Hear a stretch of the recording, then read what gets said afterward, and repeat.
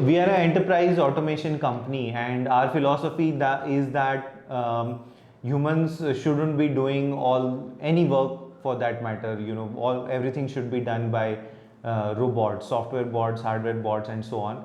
And human all the time that humans have should be left for them to pursue their sport and artistic pursuits. That's what we believe in the long term.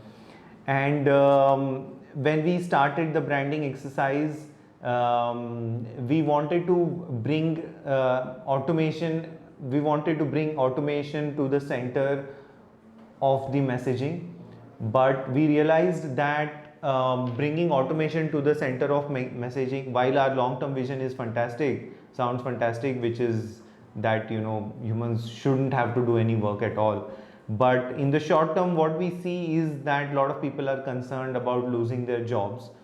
That's one. Second thing we realized is that it's not easy, and sometimes it's not even feasible to automate everything very easily. So we realized that automation also does the job of simplifying the work that is done by humans in any business process.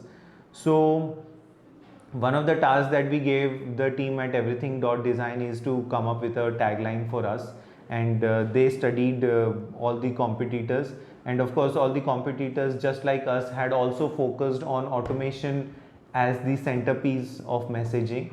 But during our discussions we realized is that simplifying the work for people is actually as important or slightly more important than automating the work itself. So once that was clear, again we all did multiple joint brainstorming exercises to with bringing simplicity in as the focus of our messaging, and we came up with a fantastic tagline that it gets simple. My sense is that it's a tagline which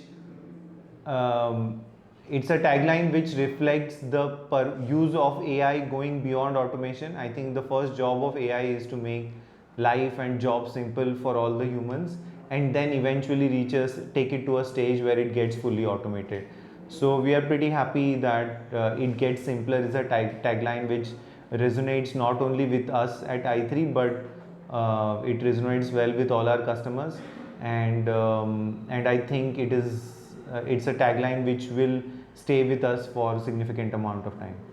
When we started i3 back in 2016, and obviously being a small company, you're trying to cut cost and you don't have much money to spend, and for a tech company, for a B2B company, spending money on branding and design and all feels a little bit unnecessary in the beginning. So the simple solution was to buy dinner and beers for a friend and ask him to do all your designs. So that was our design and our branding, all done in exchange for a very paltry sum of money and just some food. And the branding and design stayed with us for significant amount of time, to an extent that the person who had done the branding and design for us was pretty shocked that we were still using it after 3 years. So and there have been that's one thing. The second need was, of course, the color palette that was used, and the design was just completely out of my own personal choice. It was just my favorite color, so it was there, and others in the team would disagree that this color is not nice and this logo is not looking good, and my UI developers would be confused that how do I bring these colors into the UI design of the product, and so on. So there were some discussions like this, and we had grown as a company. We thought that before we scale, it is important to have a decent design which will be with us for, let's say, 5-10 years, because once we have scaled up the company and then going back and redoing the design and branding, etc., is going to be difficult. So that was the second reason. We were on a steep growth trajectory, so we said this is the right time to fix the brand, design, messaging, everything. before we scale it up in a big way. So that was the other reason for going for rebranding. Um, what is the third thing was that our logo had started featuring in different sort of articles, media articles in industry research websites and things like that, alongside other competitors, alongside other companies who were doing similar work. So again, it was sort of important that we look like a genuine company when our logo is sitting besides some of the larger companies and similar companies. So it was very important that we the logo and our messaging happens properly, as our media presence in general, our online presence begins to get traction, right? So that was the third reason. And the fourth reason, we had also realized that the importance of having a good quality brand, a brand which people can connect with easily and can appreciate, or at least find it just pleasing to the eye. And so that was the other reason. And we were going in for a big round of fundraise, so we thought for somebody to give you that much amount of money, it's also important to look really genuine, and also to build that confidence that we do understand what marketing and branding is like. So while it's true that for B2B companies, branding is not that important in early stages of the company, because you have 1 to 5 clients, but once you have crossed like 15-20 clients, it begins to get important, because even in B2B you are selling to people. Although the customer and the payer is an enterprise, but the decision maker is a person. So you have to appeal to that individual as a brand. So as you scale up, I think branding becomes very important as a B2B company. So when we went for rebranding, actually we had about 15 clients or so. And before that, the sales team was just 2 people. We were having at that point of time, we were also growing. We had also grown to be like 8 to 10 member sales team. So there was lot of messaging that was being done by non-founders. Like for all the first 15 deals, the founders, as a founders, we were the face of the company. But now these were sales folks that we had hired who are starting to become face of the company. And having right branding and messaging is very important, so that all 8-10 sales team of salespeople are speaking the same language, they are sending the same message to the customer. So it was very important. So I think all of these reasons were very important why we went for branding. Next thing, so going into it, what was our requirement? Our requirement was pretty simple. I think it's something we wanted, something that people can connect with. It's something that is pleasing to the eye. The messaging should be understandable and something people can connect. That was one. Second was also that the brand should stand out compared to all the other competitors, because now we were being compared with other competitors, and we need to have a way that our logo stands out when it is sitting in between 10 to 15 other logos. That's very important. So that was the second requirement. And the third requirement was that that as the company itself was growing, it's the identity of the company, or the internal branding, that what does the company stand for among my own employees or my own shareholders and my own customers, is also very important. So our requirement was also that can the branding also reflect the product that we are building, why we are building that product, what is our mission in building these products and taking this product to the market. So internal branding, as well as bringing out our mission and vision of i3systems very clearly was very important. So these were broadly the requirements. So after speaking with few agencies, we selected everything .design to start work. They are a very small company at that time, but as just personally and also as a company, we always even when we are hiring, we always look for 2 things.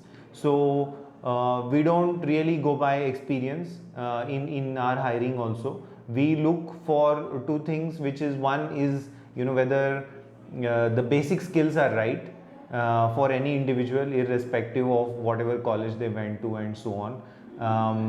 And the second thing is that whether this person has fire in him or her to, to learn things, to figure things out and get things done, even if they don't know something, even if they don't have experience in something. So that's the philosophy we follow in our hiring. So when we were selecting everything dot design or any design agency, that's what we were looking for.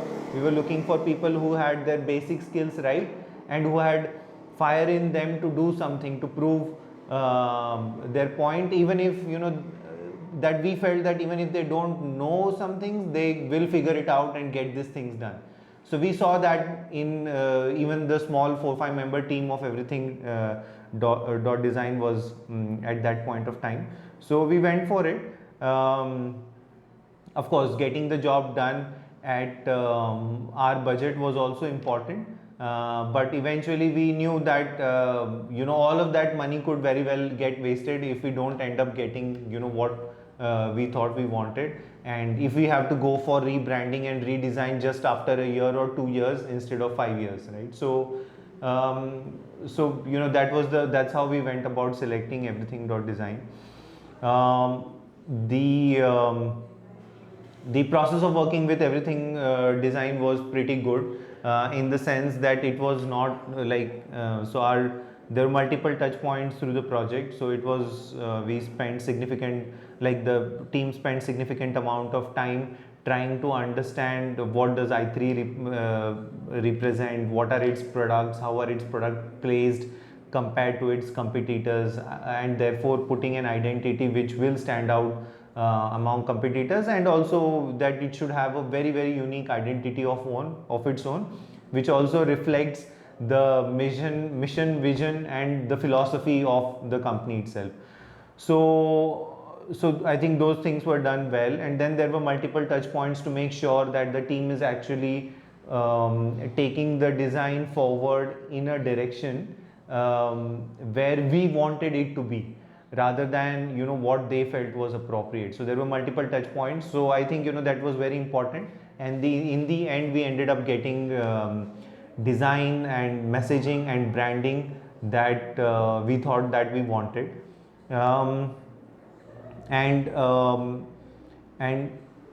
I think while we initially thought that the branding, messaging, etc., would be essentially for designing usual office materials and the logos, but I think eventually we realized that this messaging, branding, etc., went far beyond, and beyond like the website, all the materials that are used, and how we connect with our customers and so on. Even the logo that was put at the entrance of the office and so on. So I think the team paid a lot of attention to details to make sure that the design and branding was getting conveyed consistently across all the various places, across all the touch points with all the individuals, which is customers, employees, investors, future employees, and so on.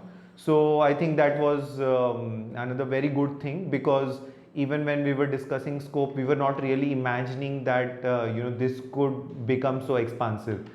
Um, so so yeah, I think the team delivered very well on whatever we wanted. Also, it was pretty smooth experience in the sense that we didn't have to go back to discussing things like pricing and scope and things like that. And we were just all working together to make the whole branding and the design that we had envisaged happen, right?